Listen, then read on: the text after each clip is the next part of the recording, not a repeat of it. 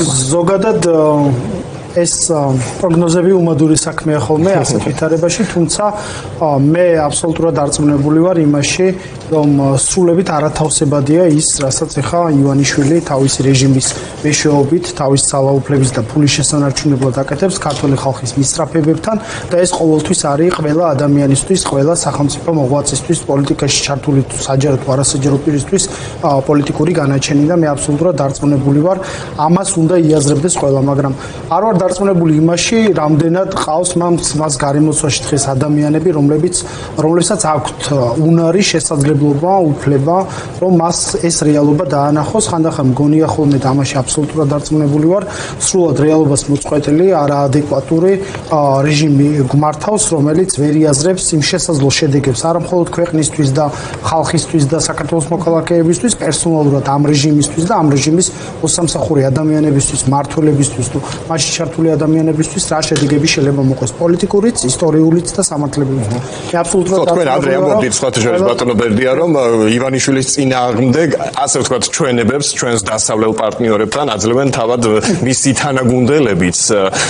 ჯერ ისევ არ დაგიკონკრეტებიათ ვინ იყვნენ ისინი, მაგრამ ხო ასეთ ინფორმაციას ფლობდით, რომ შესაძლოა როცა დრო მოვა მის წინააღმდეგ მართლა მისი გარემოცვა გამოიყენოს. მე დარწმუნებული ვარ ამაში, რომ ზუსტად მოვა ის დრო, აბსოლუტურად დარწმუნებული ვარ ამაში, ადამიანები, რომლებიც ახლა მას ეფექტურად ემსახურებიან და ესე გონია, რომ ეფექტურად ემსახურებიან მას, ის მსახურები არიან მართლა კალამს არ გააგდებენ ბიზნე ივანიშვილზე ჩვენებების მისაცემად. ამაში ვარ აბსოლუტურად დარწმუნებული, იმიტომ რომ არ შეიძლება ადამიანი, რომელიც ფასეულობებით არ არის შენი იდეოლოგიის მიმდევარი არ არის და არ გონია, რომ სწორად ემსახურება ამ ქვეყანას, შენ როდესაც პირველი გაჭირვება დაგიდგება და აბსოლუტურად დადგება ეგ მომენტი, ამაში აბსოლუტურად დარწმუნებული ვარ. შენს წინააღმდეგ არ მიცემ ჩვენებებს და ამის ბევრი მაგალითი გვინახავს ისტორიულიც და მოგდებულიც საქართველოს ისტორიაშიც, გასული ხელისუფლების პირობებშიც და ეს მოლოდინი რა თქმა უნდა ბუნებრივია. ნახეთ ის მაგალითიც, რომ ბატონ გიორგი გახარიას, მათთვის სანაქებო პრემიერ-მინისტრის შემთხვევაშიც მის წინააღმდეგაც არ გააგდეს კალამი და მისცეს ჩვენებები, მათ შორის ვახტანგ გომელაურმა. დღეს ჩორჩანას საქმის ირგვლივ გამოძიება გაგრძელდა, იცით რომ დაკითხვაზე იყო ყოფილი სამხედრო მაღალჩინოსანი და მან თქვა, რომ არ იცოდა ჩორჩანას საგუშაგოს გამართვის და მოწყობის შესახებ, გაიგო მხოლოდ პოსტფაქტუმ. აი ეს საქმე სადამდე შეიძლება მივიდეს და როდესაც ვლაპარაკობთ იმაზე, რომ ბიძინა ივანიშვილს რამდენად შეიძლება რომ მოუწიოს მართლაც სასამართლოს წინაშე წარდგომა, გახარიას ხომ არ მოუწევს უფრო ადრე, რასაც ახლა ვაკორდებით, რომ ქართული ოცნება არიშურებს ძალებს რომ მე სპეციალისტო თქვენი კითხვა, მაგრამ სხვაობა იცით რა არის გახარიას ანუ მეტოლობას ნიშნებს კი არსო ფაქტებს გეუბნებით, აი რაც ბოლო პერიოდში მოხდა, არ აქვს მნიშვნელობა, ეხლა სისხლის სამართლებრივი დევნა ფორმალურად დაიწყება თუ არა გიორგი გახარიას მისამართით, ან მურუსიძე ჩინჩალაძის სასამართლოში რამე ბრალეულობას დაუმტკიცებენ თუ არა მას.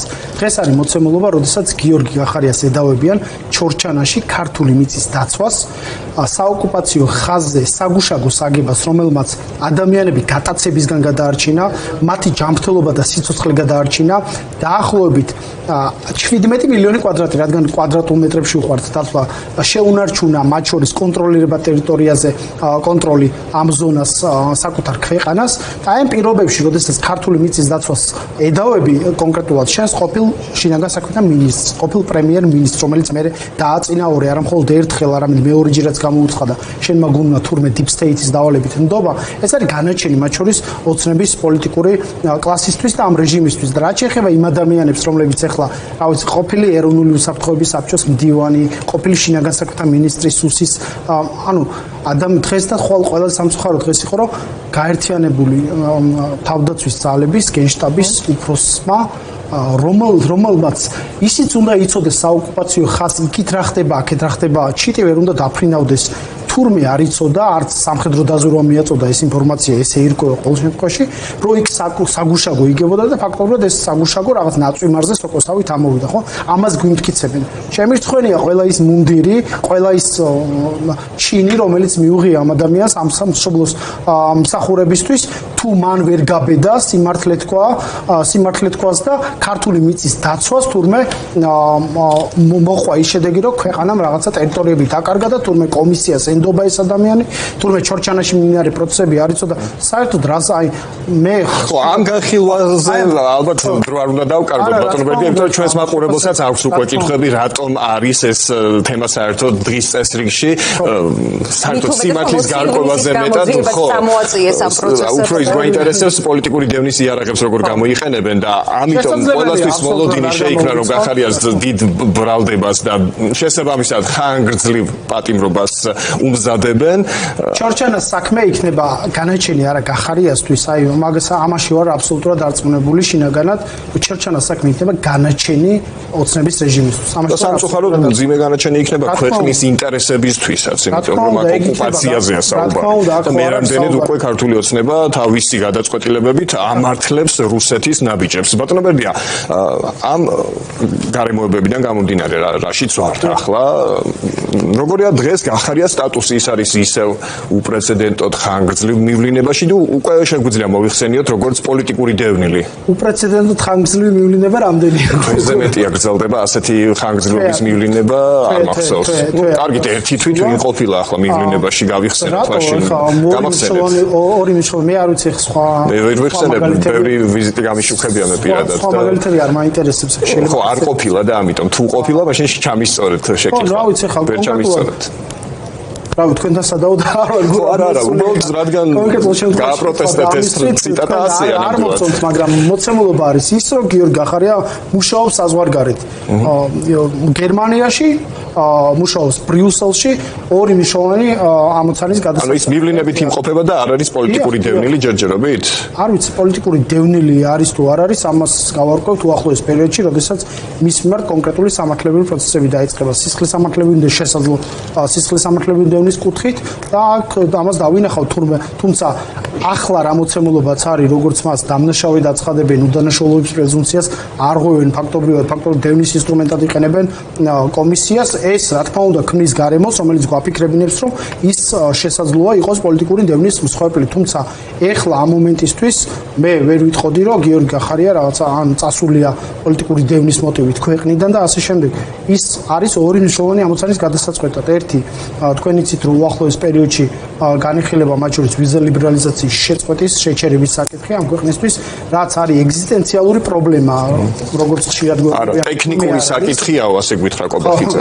ტექნიკური საკითხი, რომელიც პირდაპირ ფორმით ფაქტობრივად კედელს ააშენებს ჩვენსა და დასავლურ ცივილურ სამყაროს შორის, რომელიც კედლის ნგრევასაც მოვანდობით რამდენიმე ათეული წელი, და ამ რუხი ფარდის ჩამოფარების შემთხვევაში საერთოდ ისეთ პროცესებში შეიძლება შევიდეს ქვეყანა, რომლიდანაც ბევრი ათეული წელი ვერ ამოვალთ. ამიტომ ფუნდამენტური საკითხია, რომ ეს ბმა ჩვენ ამ ევროპულ სივრცესთან არ დავკარგოთ, ამიტომ ამას ვლობირებთ ჩვენ ევროინტეგრაციის პროცესში ვიზა ლიბერალიზაციის საკითხი არის ფუნდამენტური მონაპოვარი ამ ქართველი ხალხის და ჩვენი ქვეყნის და ეს არ უნდა შეჩერდეს და მეორე მნიშვნელოვანი საკითხი სექტემბრის თვეში განიხილება სოციალ-დემოკრატიული პარტიის ევროპის ყრილობა, სადაც განიხილება ჩვენი დამკვირვებელი წევრის სტატუსად გაწევრიანების საკითხი და ამიტომ ეს საჭიროებს ინტენსიურ მოლაპარაკებებს მათ შორის გერმანიაში, მათ შორის შვედეთში და ბევრ სხვა ქვეყანაში. ანუ მინიმუმ სექტემბრამდე გახარია დასავლეთში იქნება. თეორიულად შეიძლება სექტემბრამდე გიორგი გახარია საქართველოში არ ჩამოვიდეს. დედლაინებს ნუ შეიძლება დაემთხოს იმ პერიოდს, რომ უკვე დასჭირდეს ვიზის აღება და ქვეყანაში შედაბრუნება. ტექნიკური დეტალი გვაინტერესებს, ეგზისტენციალური არა. კარტი გავშალოთ ეხლა. კალენდარულად ემთხოვა იმ პერიოდს უვიზო მიმოსვლასთან დაკავშირებით საკითხი აგვისტოს ბოლოს უნდა გადაწყდეს თქმა პარტიაში დღეს პროექტა ასეთი განცხადება, რომ ოცნება ევროკავშირთან საკუთარი ქვეყნით ვაჭრობსო. აი მაყურებელს რა აუხსნათ, რა ვაჭრობაზეა საუბარი და რა ინტერესი ანაცვალა ქართულმა ოცნებამ, რეჟიმმა იმ ძალიან დიდ მონაპოვარს, რომელიც ეკუთვნის ქართულ ხალხს. რა თქმა უნდა, არც ერთ შემთხვევაში, არც ერთ ხელისუფლებას, არც ერთ პარტიას ეს რითი ვაჭრობს, როგორ ვაჭრობს? ერთ მხარეს დგას ჩვენმა მოქალაქეებმა, რო იცოდნენ და მათ შორის ოცნების იმ ამორჩევლებმა, რომლებმაც ჯერ კიდევ 26 ოქტომბერს ქართულ ოცნებას მისცეს ხმა და მოტყუდნენ და თითქოს ევროპაში ღირსებით მიყავდა ამ პარტიას, უნდა იცოდნენ, რომ ერთ მხარეს დგას მოკლედ რეჟიმის მსახური მოძალადი ადამიანები და მათი ინტერესები, რომ მათი სანქცირება არ მოხდეს და მეორე მხარეს დგას ქვეყნის სანქცირება. აი ამ პირობებში პირდაპირ ფორმით, აი ამ სასწორის ორ პინაზე ოცნების რეჟიმმა არჩია, რომ თავიდან ბოლომდე გადაეფაროს და დაიცვას, რა თქმა უნდა, საკუთარი ინტერესები, საკუთარი მოძალადე, პოლიციელები, მოსამართლეები, მარბიელი რაზმები, პროპაგანდისტები, რუსული კანონის მიმღები, აი ეს პარლამენტის წევრები, არალეგიტიმური კომისიის წევრები და ასე შემდეგ და მეორე მხარეს დგას ქართული ხალხის ინტერესი. რაც შეეხება ვიზა ლიბერალიზაციის საკითხს, ეს არის საკითხი, რომელიც ამ ქვეყანაში ფაქტობრივად დატოვებს იზოლაციაში და ეს იზოლაციაში დატოვება არ ნიშნავს მხოლოდ რაღაცა მიმოსვლის, ტურისტული მიმოსვლის შეჩერებას, ეს არის პირდაპირ სიგნალი მათ შორის დასავლური ინსტიტუტებისთვის, დასავლური ბიზნესისთვის, რომ ეს ქვეყანა უკვე ფარდის მიღმარი და აქ ინვესტიციები არ უნდა შემოვიდეს. ეს არის ტურიზმის ჯაჭვის გაწყვეტა, მათ შორის მიმოსვლის, იმიტომ რომ ტურიზმის სფერო მოიცავს ბევრ სხვა ეკონომიკურ სფეროს, რომელიც ასტიმულირებს ამ ეკონომიკის სფეროებს და ეს ფაქტობრივად კვდება. სამედიცინო სფეროში ფაქტობრივად აი ეს სიახლეები რაც არის და ჩვენ როცა შეგვიძლია აი სამედიცინო პრობლემის დადგომის შემთხვევაში უვიზოდ გავფრინდეთ და მივიღოთ ეს სამედიცინო სერვისები ფაქტობრივად კვდება, არ ვიცი უვიზო რეჟიმის არარსებობის პირობებში ვიზის აღებას რა დრო დაჭირდება იმისთვის რომ კონკრეტული სამედიცინო სერვისი მიიღო და საერთოდ მიიღებ თუ არა და მოასწრებ თუ არა ეს სხვა საკითხია. ეკონომიკაში მნიშვნელოვანი სტიმულები, იმიტომ რომ ფაქტობრივად იზოლაციაში მოქცევ ხათაშორის უპრეცედენტო ამბავი იყო გუშინ წერტი კიდევაც ქვეყნის დემოგრაფიული პრობლემები პირდაპირ ფორმით ქვეყნის ვიზა ლიბერალიზაციას დააბრალა გუშინ პრემიერ-მინისტრმა და იზოლაციაში თუ მოვექცევით, ესე იგი ეკონომიკაში რაღაც მუშახელი დაბრუნდება უცხოეთიდან და სამუშაო ადგილები გაჩნდება. თითქოს ეს ადამიანები კარგი ცხოვრებისგან წავიდნენ საზღვარგარეთ და იქ ოჯახებს არჩენენ და ხშირად ადამიანები დედები, აი ხლა ადამიანური ოჯახური ტრაგედიებია, დედები ვერ ხედავენ შვილებს წლების განმავლობაში და ეს იმხელა ტრამვად მიყვება მათ შორის დედასაც, მშობელსაც, მამასაც, შვილსაც, რომ წარმოუდგენელია ამის ამოვსება და აი ამ ტრაგედიიდან ტრაგედიამდე ცხოვრობ დღეს და ამას კიდევ უფრო ვამძაფრებ. დღეს შვილს როცა მოუნდება თავისი ემიგრანტი დედის ნახვა, დღეს უპრობლემოდ გადაფრინდება ქუთაისიდან და სხვა ლოკაციიდან და ნახავს. აი ამას კიდევ უფრო ვაშორებთ ჩვენ. ადრე ხო სკაიპის ზრდიდნენ და ეხლა შესაძლებლობა მიეცათ ამ ვიზა ლიბერალიზაციის პირობებში ოჯახური ურთიერთობები უფრო დაეთმოთ და უფრო ხშირად ენახათ ერთმანეთი ემიგრანტი ჩამოსულიყო აქ და შვილებსაც ენახათ თავიანთი მშობლები, აი ამას პობენ, მათ შორის სტუდენტების შესაძლებლობაა თითქოს ქართული ოცნების მთავარი პრიორიტეტი. ანუ წარმოუდგენელია ოცნების აი ამ სახეების აი დააკვირდით ამათი დაცული ოჯახი ვის უნდა 20 საუკუნე ამ ქვეყანამ და უფრო მეტი საუკუნე და მათ შორის 17 საუკუნეა ქრისტიანული ქვეყანა ვართ. ჩვენ შევინარჩუნეთ ჩვენმა ხალხმა არავის დაცული ოჯახი არ გვჭირდებოდა. შემირცხვენია ის ოჯახი ამათი დასაცავი რო გახდება. ამათი ოჯახების დასაცავად კი არ ვქირავთ ხელისუფლებას ვქირავთ კონკრეტული საკითხების გადასაწყვეტად. ოჯახის დასაცავად არავის დაუქირავებია არც ყობახიძე, არც ივანიშვილი და არც მდინარაძე. დავიქირავოთ კონკრეტული საკითხების გადასაწყვეტად, რომელიც ვერანაირად ვერ გადაწყვეტეს. დემოგრაფიაში პრობლემები გვაქვს, ახალგაზრდები გარბიან ქვეყნიდან გარბიან. განათლება არ გვაქვს, ჯანდაცვის სერვისებზე ხელმისაწვდომობა ძლიერი არ გვაქვს. რა თქმა უნდა მიღწევები გვაქვს აქ დაზღვევის კუთხით და ასე შემდეგ. ეკონომიკაში პრობლემები გვაქვს, სოციალურად დაუცველი 700,000 ყავს და აი ეს პრობლემები რო ვერ გადაწყვიტა რაღაცა ჰიპოთეზურ რაღაც გამოგონილია ბატონო ბერდია deep state-მა შეუშალა ხელი. არ ვიცი ხა deep state-მა შეუშალა ამ ადამიანებს ხელი თუ ვინ შეუშალა, ყველაზე deep state-ი ამ ქვეყანაში არის ბიძინა ივანიშვილი, რომელიც ჩრდილოვანი ხელით მართავს მთელ პროცესებს რაც ქვეყანაში მიდის და ეს არის კატასტროფა დამანგრეველი შედეგები ამ ქვეყნისთვის. ამას უნდა იაზრებდეთ თითოეული თქვენგანი. არ არსებობს ადამიანი, რომელსაც სურს ევროინტეგრაცია და დღეს იყოს ოცნების მხარდამჭერი. ეს არ არსებობს. ბუნებრივად არათავს ოცნება და დემოკრატია, ოცნება და ევროპა იმდენად შეუთავსებელი ცნებები გახდა, რომ არ არსებობს ოცნების პირობებში ევროინტეგრაციის გაღრმავება. ჩვენ მოცემულობად ვიზა ლიბერალიზაცია კიდე რითი არის ციცით მნიშვნელოვანი. ხშირად გვეუბნებია, რომ ევროპული პერსპექტივა არის პერსპექტივა რაღაცა ღია კარებში ვამტრევთ და აი არავინ არ გვიღებს კარებზე ვაკაკუნებთ, მაგრამ არა. ეს არის შედეგი, ეს არის ჩვენი მუშაობის და ქართული საქართველოს ხალხის დამსახურების შედეგი, რომელიც გვაქვს დღეს და ამას გვართმევენ. ჩვენ რაღაც ჰიპოთეტურ სამომავლო რაღაცა პერსპექტივაზე კი არ ვსაუბრობთ. რაც მიღწევა გვაქვს, ჩვენ იმას გვართმევენ, იმას გვაცლიან ჯიბიდან და ამას აკეთებს მხოლოდ ერთადერთი მიზნით, დაიცვას თავისი რეჟიმი, დაიცვას თავისი ფული და ეხა რასისხლიანი გარჩევები ტრიალებს თელ ამ იმაში, ორომ ტრიალში ერთმანეთის კლანებს შორის. ეს არის ჩვენთვის მოპარული და ევროპელებისთვის კოლცენტრების მეშვეობით მოპარული ფულის გადანაწილების პროცესი და აი ამას ეწირება მთელი ქვეყნის ეროვნული ინტერესები, საუკუნეების აი ნაშენები, მათ შორის დამოუკიდებლობის აღდგენის შემდეგ ბოლოს 3 ათწლეულის განმავლობაში იქნება პირველი ხელისუფლება, რომელიც ფორვარდი კი არ არის, რომელმაც უნდა გაჭრას ევროინტეგრაციის გზა, თავის ხელისუფლების პირობებში რაღაცა უკეთებია, რაღაც რა თქმა უნდა ოცნების დასაწყისში რა ბევრი რაღაც გაკეთდა ვიზა ლიბერალიზაციის კუთხით, კონსტიტუციაში 78 მუხლის ჩაწერის კუთხით და ასე შემდეგ. პირველი ხელისუფლება იქნება, რომელიც გადადგამს ნაბიჯს, რომელიც ჩამოაფარებს ფარდას და აშენებს კედელს ევროპასა და დანარჩენ საქართველოს შორის და მოაქცევს იზოლაციაში და ეს ხდება გურამ და ელისო იმ ფონზე, როდესაც რავი სამხრეთ კავკასიის რეგიონში არის უზარმაზარი ისტორიული გეოპოლიტიკური მოვლენები, რომლიდანაც სარგებელი უნდა მივიღოთ და ჩვენი გეოპოლიტიკური წონა გავზარდოთ, რა ვიცი, ადამიანი ევროკავშირთან დაახლოებით ასეთი შანსი არ ქონია საქართველოს. არ ქონია რეალურად.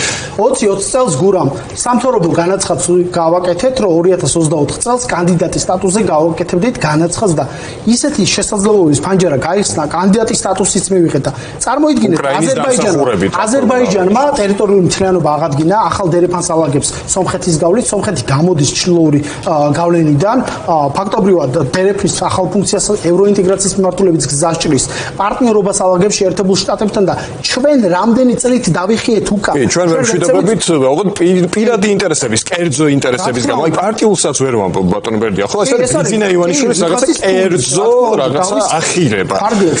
ხო, და ამ რეალობაში თქვენი პარტიის ერთ-ერთი მთავარი გაცხადებული მიზანია გადაიბიროთ ქართული ოცნების ამომრჩეველი და ვაკვირდებით პროცესს, რომ ძალიან უნიჭოთ, ძალიან დაბალი დონის პროპაგანდას აწარმოებენ, რომ თითქოს სასწორის ერთ პინაზეა უვიზო მიმოსვლა და მეორე პინაზე კობახიძის, მდინარაძის, პაპუაშვილის, გურამ მაჭარაშვილის გათხოვება და აი ესენი რომ არ გათხოვდნენ, ამიტომ როგორმე უნდა შევეგუოთ იმას, რომ უვიზოდ ვიმოგზაუროთ და თქვენ რომ ქართული ოცნების ამომრჩევლის გადმობირება გინდათ, რას აკვირდებით ახლა ამ ძალიან იაფასიან და მართლა დაბალი დონის პროპაგანდას იჯერებს ეს ხალხი? მე ვფიქრობ ამ პროპაგანდაშიც, ანუ პროპაგანდას ზოგი პროპაგანდა როგორ მუშაობს, რაც უფრო ბევრჯერ მიაწვი ინფორმაციას, რაც უფრო დაუჯერებელია ტყუილი, ანუ გებელსის მეთოდი ეს იყო, მათ შორის ნაცისტური გერმანიის პირობებში, როდესაც ეს პროპაგანდა იდგამდა ფესვებს, რაც უფრო დაუჯერებელია ტყუილი, მით უფრო დასაჯერებელი შეიძლება გახდეს ადამიანების კონტაქტი და რაც უფრო ინტენსიურად მიაწვი ამას მოქალაქეებს. თუმცა ამის მიუხედავად მე აბსოლუტურად დარწმუნებული ვარ იმაში, მაშინ როდესაც ეს ხელშესახების სიკეთეები უკვე მიიღო ქართულმა ხალხმა. არ არსებობს ალბათ ოჯახი, რომლის ოჯახის წევრიც ევროპაში ნამყოფი არ არის.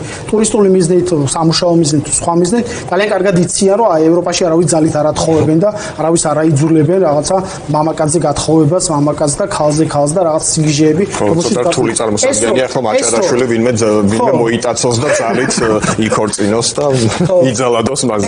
ეს რომ ამან რო არ იმუშავა, ისევ შემოატრიალეს, თქვენ გახსოვთ, ზუსტად ეს ხაზი დაიწყეს და მეორე დღეს შემოატრიალეს კობახიძე დასვეს. არა, იმუშავა, ოღონდ მათ საწინააღმდეგოდ. ხო, შემოატრიალეს ისევ ომის ხაზი. თითქოს რაღაცა ევროპა მილიტარისტული მიზნებიდან გამომდინარე მთლიანი შიდა პროდუქტის 5%-ის ხარჯვას იწყებს თავდაცვის შესაძლებლობების გაძლიერებაზე, გადამდგარ გენერალებს წაალაპარაკებენ ომზე, თითქოს არ სურთ უკრაინაში ომის დასრულება ევროპელ ლიდერებს და წამყვან ქვეყნებს და ეს ხდება deep state-ის ხელით და აი ჩვენც ომის ქარხში ვეხვევით, ანუ ოჯახური ღირებულებები, რომელიც ძალიან ბევრ ადამიანს, რომელიც ახლა ოცნებაში არის, საერთოდ არ გააჩნია და ომის საშიშროება, ამაზე აპელირებენ და ამაზე, რა ვიცი, მთელი პროპაგანდა და არანაკლებ დამნაშავე არის, მათ შორის იმ პროპაგანდისტულ არხებზე მომუშავე ის ადამიანები, რომლებიც აი ამ სალაფავს ხარშავენ ყოველდღიურად თავის ნიუსრუმში და აწვდიან საკუთარ მოქალაქეებს. ესენიც არიან აი ამ რეჟიმის ნაწილი. არ არსებობს ახლა ნაცისტურ გერმანიაში ჩაალაგებენ და მაგალითად შვებულებას გაატარებენ ნაცისტურ გერმანიაში, აი მათ შორის საკონცენტრაციო ბანაკებზე და იმაზე პასუხისმგებლობა როგორც აღებული ქონდა და მათ შორის იმ საპოლიციო მმართველობის მეთოდზე SS და სხვა დამნაშავეებს, სხვა სამსახურებს ზუსტად ისევე პასუხისმგებლობა დაეკისრა მათ შორის გებელს, რომელიც ამ თელ საინფორმაციო პროპაგანდას მართავდა ნაცისტური გერმანიის და ეს კარგად უნდა იცოდნენ ამ ადამიანებმა. ეს არის საკუთარი ქვეყნის წინააღმდეგ ჰიბრიდულ ომში თანამონაწილეობა, რომელშიც არიან ეს არხები და მათი ჟურნალისტები ჩართული. ხო და მათი ამორჩეველი ამას პროდიში ამ ჟარგონისტვის, მაგრამ ჭამს. რაღაცა ნაწილს აჯერებენ, მაგრამ ჩვენ გვმართებს ერთადერთი რამ, ანუ მესმის შარჟებისაც ყველაფრისაც, მაგრამ არც ერთი საკითხი არ უნდა გავატაროთ, რომელსაც პასუხს არ გავცემ. დიახ, ის შარჟებიც კარგად მუშაობს, რა თქმა უნდა, მაგრამ ყველა ამ საკითხს, რა თქმა უნდა მივუდგეთ სერიოზულად, მათ შორის გათხოვება არ გათხოვების საკითხსაც, ოჯახური ღირებულებების საკითხსაც, მათ შორის ომის პროპაგანდის საკითხსაც და ძალიან ბევრი უნდა ველაპარაკოთ ჩვენს მოქალაქეებს. ამ ნაწილში სხვათა შორის აიჭრნენ, იმიტომ რომ ომის პროპაგანდაზე რამდენიმე დღის წინ იმედის ეთერში მამუკა მდინარაძემ თქვა, რომ არა, უკვე აღარ გთხოვენ ომსო და მეორე დღეს კობახიძემ თქვა, რომ ომში ჩართვას გთხოვენ, რომ რაღაცა ერთმანეთშიც აიჭრნენ. და მესამე დღეს სულაც სწორედ გებელსის სტილის პროპაგანდის მსხვერპლად წარმოაჩინეს თავი, რაც ეხება პროპაგანდის ძალას, მე მქონდა შესაძლებლობა მოქალაქეებს გავესაუბრე ქუჩაში, ავტოსადგურთან ვიმყოფებოდით და აეროპორტში მოქალაქეების პოზიცია გვაინტერესებდა და მინდა გითხრათ, რომ მუშაობს ეს, იმიტომ რომ ორმა ადამიანმა ერთმა მაგალითად მითხრა, რომ ხო იცი რის სანაცვლოდაც ითხოვენ ჩვენგან. რას ითხოვს ჩვენგან ევროკავშირი და რომ შეუბრუნე კითხვა რას ითხოვს, აღარ დაკონკრეტდა და უსყიდული მისახა და მეორე ადამიანი ასეთი გზავნილით იყო წარმოდგენილი, რომ ოპოზიცია ჩალიჩობს, ციტირებ, უვიზო მიმოსვლის გაუქმებას. ხო, აი, ასე ყველგან სადაც დავდივართ, იმას ვლობირებთ ჩვენი პოლიტიკური პარტია, რომ ამ ქვეყანას ვიზა ლიბერალიზაცია არ უნდა შეუწყდეს და აი ეს ძაფი, რომელიც გვაკავშირებს ჩვენ ევროპასთან, ჯერ კიდევ მყიფე ძაფი, ეს არ გაგვიწყდეს და რაღაცა მართლა კედელი არ აშენდეს ევროპასა და ამ ქვეყანას შორის და ხო, აგვისტოს ბოლოს გაირკვევა სავარაუდოდ სიგნალებს გავიგებთ. ხაზგასასმელია თუ ვიზა ლიბერალიზაცია შეუჩერდა ამ ქვეყანას, თუ ვინმე იქნება ამაზე პასუხისმგებელი, თავიდან ბოლომდე იქნება პასუხისმგებელი ოცნების რეჟიმი, რომელმაც აირჩია ჩაყოლა საფლავში იმ ადამიანებისთვის, რომლებიც რეჟიმს ემსახურებიან, მათ შორის ბიუჯეტის ქურდებისთვის, კრიმინალისტვის, რა ვიცი, საკუთარ მოქალაქეებზე მოძალადე სამართალდამცავებისთვის, აი ეს მხარე აირჩია და არა თქვენი მხარე და თქვენი სიკეთე. ბატონ ბერდი, აი ისეთი წვავე ვითარება, რომელიც თქვენც აღწერეთ, რა ტიპის გამოსავალს მოითხოვს ოპოზიციისგან? თქვენ არჩეული გაქვთ არჩევნების გზა. აი თვითმმართველობის არჩევნებით, როგორ ფიქრობთ, როგორ შეძლებთ ამ რეჟიმის დასუსტებას? როდესაც მსჯელობდით, მიგეღოთ თუ არა მონაწილეობა და ამაზე ალბათ გაიმართებოდა გუნდში ხო დისკუსია, რა სტრატეგია დაისახეთ? აი რა შედეგის მიღწევას განიხილავთ? ო ძალიან გთხოვთ, ახლა კონტრშეკითხვით არ გვიპასუხოთ, რომ ბოიკოტს რა შედეგი მოაქვს? თქვენი გეგმა გვითხარით. ძალიან კონკრეტულად გითხრათ რა შედეგია? მე მხოლოდ ასე ვიწრო და არ უყურებ, მხოლოდ თვითმმართველობის არჩევნებით რაღაცა შედეგს მივაღწევ. თვითმმართველობის არჩევნები არის დამატებითი ხაზი, დამატებითი ბრძოლის გზა და ეს გზაც აუცილებლად არის გამოსაყენებელი. ჩვენ როდესაც საუბრობ, რომ პროპაგანდა მუშაობს, ადამიანები, რომლებმაც აი ბოლო თვეების განმავლობაში დაინახეს ოცნების რეალური სახე, ელექტორალური რღვევა დაიწყო. ამ ადამიანების, ეს ადამიანები სად მიდიან? ეს ადამიანები ქუჩაში არ დგანან, ეს ადამიანები პროტესტ ქუჩაში არ გამოხატავენ. ამ ადამიანებს დამატებითი შესაძლებლობა უნდა მივცეთ და არც ერთი ბრძოლის ველი, არც ერთი უბანი, რა თქმა უნდა, ესე არ უნდა დაუტოვოთ. არც ერთი პლატფორმა უბრძოლული არ უნდა ჩავაბაროთ. ყველგან სადაც ალამი იფრიალებს საპროტესტო ქუჩაში იქნება, უბანზე იქნება, ყველა ამ პროტესტის ფორმას გამოვიყენებთ. არჩევნებიც პროტესტია ხელისუფლების წინააღმდეგ და რატო არ შეიძლება ეს შესაძლებლობა გამოვიყენოთ? აი რა შედეგს თქვენთვის, აი არის ერთ-ერთი გზა, ხო, ფიქრობთ და ეს ბრძოლის ველიც არ უნდა დათმოთ, ხო? რა არის ის მაქსიმუმი, რისი მიღებაც გქონიათ, რომ შესაძლებელია? არის ქალაქების მოგება, რამდენიმე მათ შორის არის, ეგეც არის ელექტორალური რღვევის დაწესება. მოგება შესაძლებელია ორი პარტიის ერთობით, როდესაც დანარჩენი პარტიების ერთობაზე კი არ არის საუბარი, ადამიანების განწყობაზეა საუბარი, როგორი განწყობით იქნებიან 4 ოქტომბრისთვის, მივლენ თუ არა და პროტესტის დააფიქსირება შეძლებელია. განწყობილია მოგჩენილი თქვენი აზრი. ნაწილი მოვა, რა თქმა უნდა. ამაში დაკვლევა გაქვთ ამის ეს არის დინამიური პროცესი. ან აქციის ჩატარებას ხო არ აპირებთ თქვენს იმის გამოსავლენად, რამდენი ეს არის დინამიური პროცესი, ვერავინ ვერ გეტყვით თქვენ 4 ოქტომბერს რა განწყობები იქნება ზუსტად. მე განწყობები ის ვიცი, რომ 50%-ზე მეტი მხარს უჭერს მათ შორის არჩევნებში მონაწილეობას და ამ ხალხის დატოვება არ შეიძლება რეალურად არჩევანის გარეშე არ შეიძლება ასევე ეს ამ ადამიანებს უთხრა რომ პროტესტის ეს გზა არის თქვენი ამომრჩევლის 46.7% არის მზად მივიდეს არჩევნებზე ეს რაოდენობა რა თქმა უნდა გაიზრდება სამითით ადრე ჩატარებული კვლევა არასდროს არ არის რელევანტური იმ პროცესთან მიმართებით რაც დადგება რა კამპანიასაც აწარმოებს შენ როგორ დაარწმუნებ ამ ადამიანებს იმის აუცილებლობაში მივიდნენ თუ არა და თავის პროტესტს არწმუნებთ აი დაიწყო ეს კამპანია უკვე და ფიქრობთ რომ მეტი მოვა ეხლა საშტაბ რა თქმა უნდა აბსოლუტურად არწმუნებულია თქვენ გონიათ არ მოვა მეტი როდის მოსულა თვითმმართველობის არჩევნებზე მეტი ამომრჩეველი ვიდრე საპარლამენტოზე გურამ რამდენი გონიათ რომელ წელს მოვიდა ანუ რამდენი გონიათ რომ აქტივობა იქნება როდის იყო აქტივობა დიდი აქტივობა რა იყო თვითმმართველობის არჩევნებზე რა იქნება ბოიკოტის გამოხატული ეხლა კი ვარ კი ამიტომაც ვიდა რომ რაღაცა დისკუსია შევიდა აი ადამიანი რომელიც თვითმმართველობის არჩევნებში მიიღებს მონაწილეობას ახლა დღევანდელი მოცემულობით ძალიან ცუდი წარმოდგენა მაქვს არც კი მინდა რომ ციფრი დავასახელო არ მგონია უფრო ნაკლები მიიღებს არ მგონია რომ თქვენ შეძლოთ დარწმუნება ამ არგუმენტებით რაც დღეს გაქვთ ამ არჩევნების დარწმუნება იმაში რომ საარჩევნო ბაზაზე მივიდეთ არ გაქვთ ამ არგუმენტების და ბოიკოტის პოზიციიდან მე და დაარწმუნეთ ბოიკოტისტები მეც მაქვს მის უფლება ამ ქვეყანაში და თუ გადამარწმუნებთ მოვალ არჩევნებზე მე დარწმუნებული ვარ 4 ოქტომბერში შეიძლება ისეთი მოცემულობა იყოს თქვენ აუცილებლად მოხვიდეთ და ამ მოცემულობით არ ვაპირებ ისევ სახში დაждდებით ნამდვილად ამ ქუჩაში ვიქნები სახში დაждდებით და ოცნებას მისცემთ იმის შესაძლებლობას რომ უფრო მეტი პროცენტი დაიწეროს პარლამენტში რატომ არ შეხვედით მაშინ ამ აშუაში არის რა კავშირი ხშირად მესმის ხოლმე რომ თუ არჩევნებზე შედიხართ და თავიდანვე ამბობთ რომ გაყალბდება ეს არჩევნები თავიდანვე ამბობთ კი არა ჩვენ ყველა ბრძოლის მეთოდს გამოვიყენებთ იმისთვის რომ პარლამენტის ბრძოლის ველიც გამოგეყენებინათ პარლამენტის ბრძოლის ველიც გამოგეყენებინათ აი აუყურეთ ეგ არის გამრუდებული რეალობა პარლამენტის საკითხს რო აკავშირებთ თვითმმართველობის საკითხს რომელიც არის კონსტიტუციით დადგენილი პროცესით მართული არჩევნები სადაც არც ივანიშვილის მოწყალებაზე არ საუბარი და არც ყავილაშვილის ადარებთ საპარლამენტო არჩევნების შედეგებს რომელიც არის განსხვავებული არჩევნები მაგ არჩევნებს ყავილაშვილი დანიშნავს ისევ ყავილაშვილი დანიშნავს ყავილაშვილი ფორმალურად მოაწესრიგებს ფორმალურად ხდება პარლამენტში ყველა პროცედურა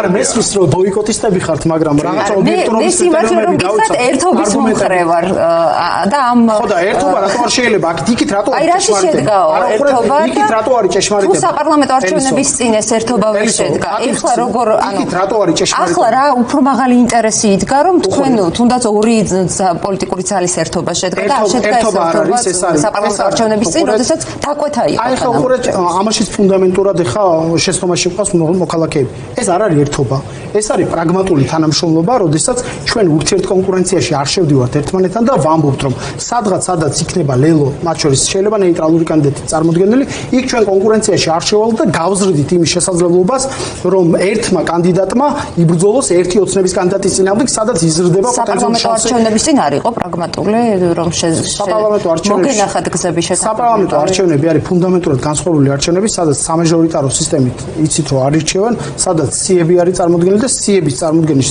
შესაძლებლობა ეხაც გვაქვს და ცალ-ცალკე სიებით მივდივართ ისედაც ანუ ეს არ არის კლასიკური ტიპის კანდიდატზე და თბილისის კანდიდატზე უნდა შეთანხმდეთ დიახ თბილისის კანდიდატზე მერობის კანდიდატებზე უნდა შევთანხმდეთ იმიტომ რომ ეს ზრდის მათ შორის გამარჯვების შანსებს ამიტომ მე პირდაპირ ფორმით გამარჯვებად ვთვლი გურამ იმასაც თუ მე შევძლებ ჩემი პოლიტიკური პარტია შეძლებს იმას რომ ბენეფიციარი იყოს იმ ხმების რომელიც დღეს აკლდება ოცნების რეჟიმს და ამ ადამიანებს ჩვენ პროტესტის გამოხატვის შესაძლებლობა უნდა მივცეთ და მერწმუნეთ ეს არის არჩევნების გზა რომელსაც ეს ადამიანები ცოტა არგუმენტების გამყარება მოგიწევთ არ თქვენ რაც უნდა იძახოთ ახლა რომ მე არგუმენტები არ მაქვს არ მალაპარაკეთ ამ არგუმენტებზე ისმენ შეფასება გასაგებია არ გაწყობინე ხო ალბათ ჩემთვის გაუგებარია თუ პარლამენტში არ შეხვედით იმ ლოგიკით რომ არალეგიტიმურად მიიჩნევთ ამ ორგანოს თქვენი ბოიკოტისტების პრობლემა რა არის იცით გითხრათ კი ბულწრფელად ჩვენს გზას აკრიტიკებთ და პირდაპირ ფორმით ამბობთ რომ ეს დარტყმას აყენებს თქვენი ბრძოლის გზას მე გეუბნებით რომ ჩვენი გზა არის დამატებითი გზა ბრძოლის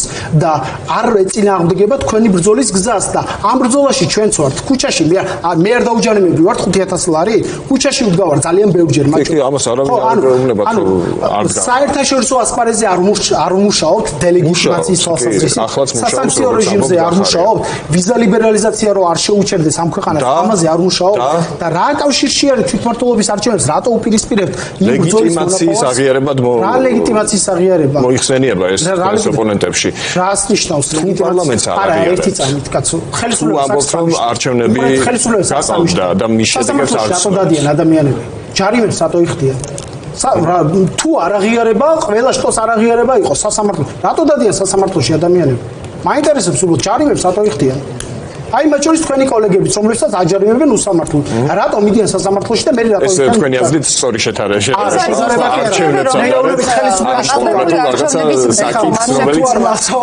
მართლა ეგზისტენციალური და რაღაც ტექნიკური საკითხი შეადარეთ ახლა ერთმანეთს. რატომ უნდა გამოვიდეთ? დისკუსია ყოველთვის სასარგებლოა. რატომ უნდა გამოვიდეთ? დისკუსია ყოველთვის სასარგებლოა. ეხლა ჩვენ გვიყურებენ მოქალაქეები, თქვენ ობიექტური ჟურნალისტი ხართ, ამას ჩვენ არა ობიექტური ანალიზში. ამ კონკრეტულ თემასთან დაკავშირებით. ბოიკოტისტი ხართ ახლა და თქვენი არგუმენტები. ამას ვაღიარებ, ამას საჯარო. ჩვენ ნეიტრალებთ აკეთებს, ვაბალანსებთ, მე ერთობის მომხრე ვარ. არა, მე ვაშუქებ ორივე აზრს, მაგრამ თქვენ ახლა თოქ-შოუში ხართ, სადაც შეგვიძლია ძალიან კარგი გარემოა იმისთვის, რომ ვიდისკუსიოთ, არგუმენტები მოვისმინოთ თქვენგან და მე მაგალითად მაინტერესებს თუ ამბობთ, რომ არჩევნები გაყალბდება მომავალში, უკვე აპრიორი ამბობთ, რომ შესაძლოა რაღაც ნაწილში გაყალბდეს, რაღაც ნაწილში შევძლოთ, რომ დავიცვათ ჩვენი ხმები და რა არის ამაში? წაგებულ ბრძოლაში, უკვე წინასწარ გაცხადებულ წაგებულ ბრძოლაში წასვლა. არ ვთვლი, რომ წაგებული ბრძოლაა, წინასწარ წაგებული ბრძოლაა. ვინ თქვა რომ თბილისის გაყალბების ინტერესი არ ექნება ქართულ ოცნებას? ოცნებას ძალიან ბევრი ინტერესი აქვს. ეხლა ოცნების ინტერესებიდან გამომდინარე, ხო არ ვიმჯერებ თვითმმართველობის არჩევნებში მონაწილეობა არ მონაწილეობის საკითხი როგორ გადავწყვეტოთ ჩვენ.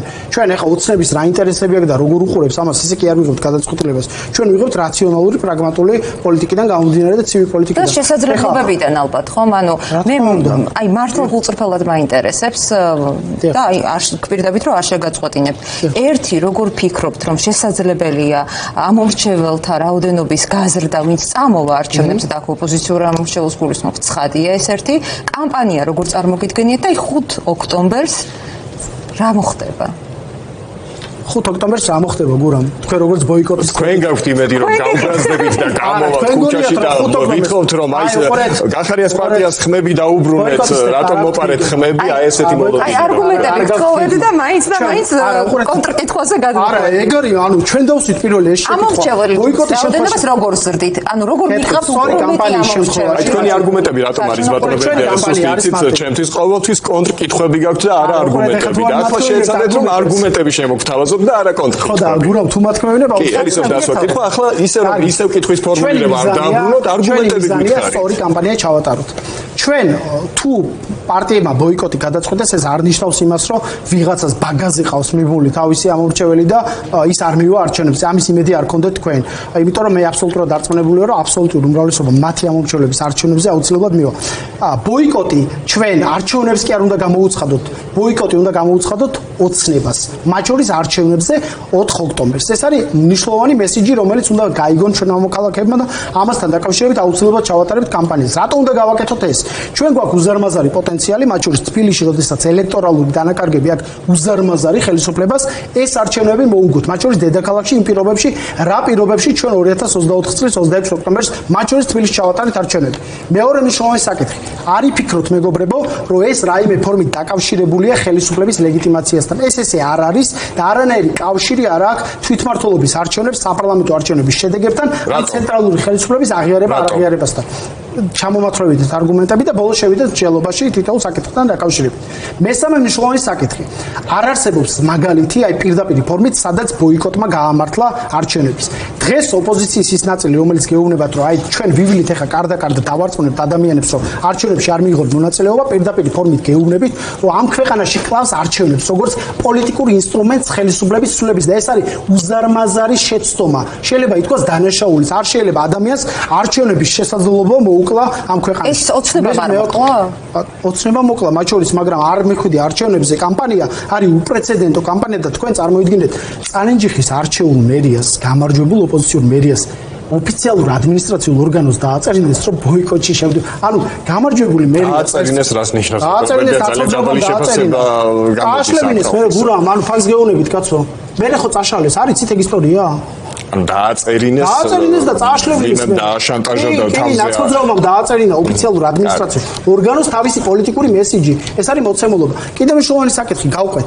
სენაკის მუნიციპალიტეტში 2021 წელს მათ შორის ოპოზიციურმა პარტიებმა მაშინ უმრავლესობა იყო სენაკში, ნაცმოძრაობის ერთი წევრი გადაიბირეს, მაშინ ქურდული სამყარო ჩართულობი და ფინანსური ის ძალიან სხვაგან წახვედით. არა, ძალიან სხვაგან კი არ წავედი, აი არგუმენტს გეუბნებით.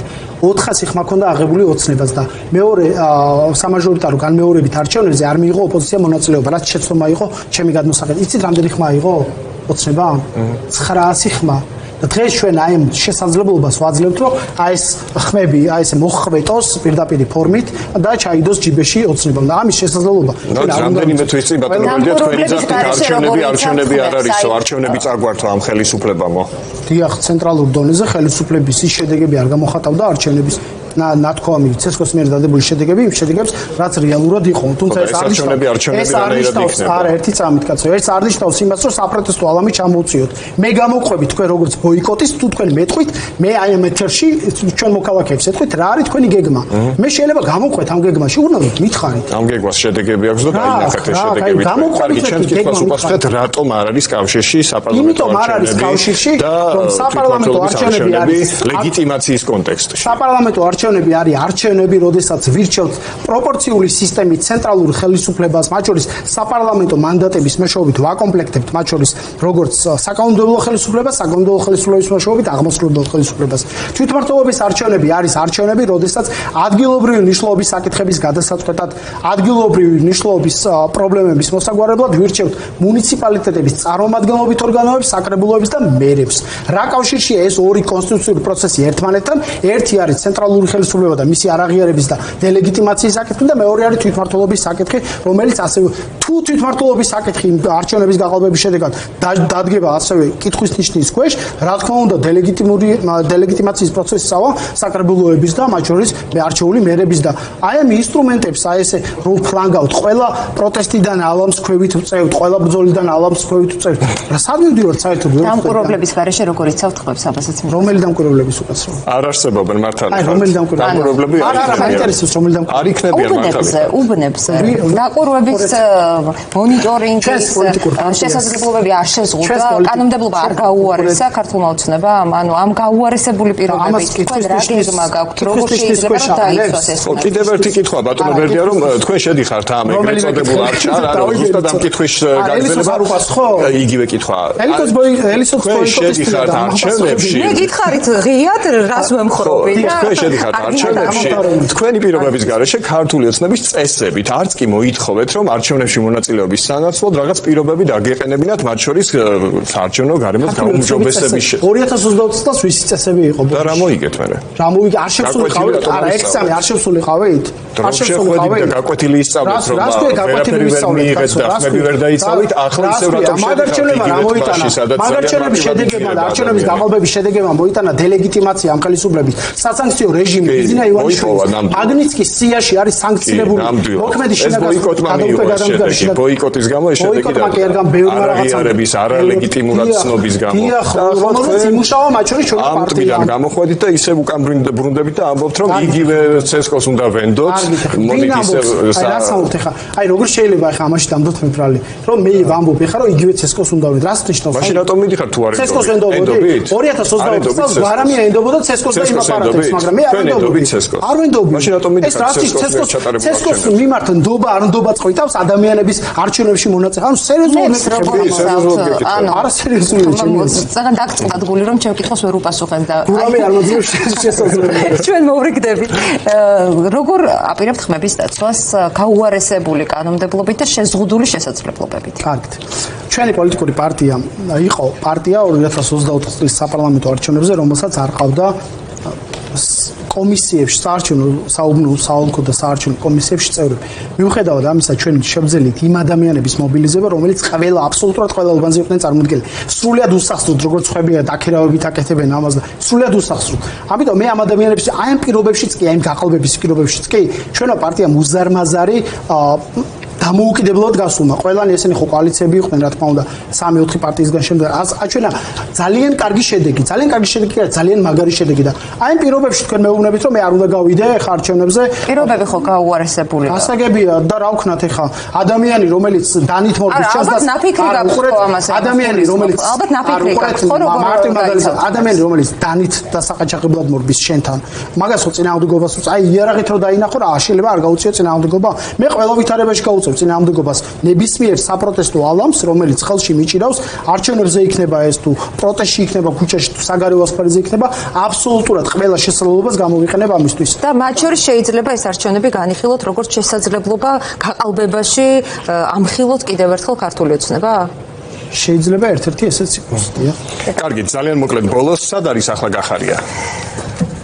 გახარია არის ევროპაში. კონკრეტულად სად განაგზავს ვიზიტს? ხო, ვერ გეტყვით კონკრეტულად გრიფის საიდუმლო არ ადევს. არა, გრიფის საიდუმლო არაფერს არ ადევს, რა თქმა უნდა. ხო, სად არის ვის ხდება? თქვენ როდესაც გამიმხელთ გეგმას ბოიკოტში, როგორ მიდიხართ და ამარცხებთ ოცნებას, მე გაგიმხელთ გეგმას საბოიკოტო. ნუ თუ ასეთი საიდუმლოა, მაშინ მეორე აღარ მკითხავთ და დაველოდოთ გახარიას გამოჩენას. დაველოდოთ თქვენს გეგმას. რამე შეკრებას ხო არ გეგმავთ ის პარტიები მხარდამჭერების რაოდენობის ჩვენება საზოგადოებისთვის, ვინც ჩვენ არავის არ ვიჯიბრებით ელისო ძალიან სწორად გამიგეთ. მე ყველას პატივს შესაძლოა კონსოლიდაციისთვის კარგი იყოს. ყველას პატივცემ აბსოლუტურად იმ ადამიანებს, რომლებიც აი ბოიკოტის კურამ თქვენს გამოხატული ბოიკოტისტები. გამოხატული ბოიკოტისტებს, თუმცა ეგ არ ნიშნავს იმას, რომ ეხლა რაღაცის დემონსტრირება უნდა მოვახდინო, დემონსტრირება იქნება 4 ოქტომბერს და ყველა ხოლმე. ანუ თქვენ ვერ გაზომოთ თქვენი ამორჩევის რაოდენობა, ვინც წამსვლელია ოქტომბერს გაიზომება ეს და Facebook ლაიქებით და როგორც ერთი პარტია აკეთებს ამას. კიდევ ბევრი ეთერი გვაქვს, იმედი გვაქვს რომ ამ თემას დავუთმოთ ჩვენი ყურადღება. მადლობა თქვენ რომ ყოველთვის მზად ხართ უპასუხოთ შეკითხვებს და ნუ რამდენიმე სხვა ლიდერისგან განსხვავებით მოწინააღმდეგეებს და გამოხატულ ბოიკოტისტებს ეკამათოთ. მადლობა ბერდია სიჭინავა იყო ჩვენ